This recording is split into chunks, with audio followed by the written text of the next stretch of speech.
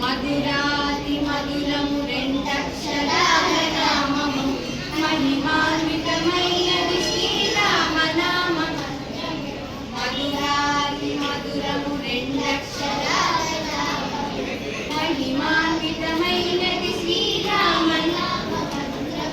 సత్యధర్మము చిత్తం రాముని అవతారము భక్తి ముక్తిదాయకము శ్రీరాముని భజనము.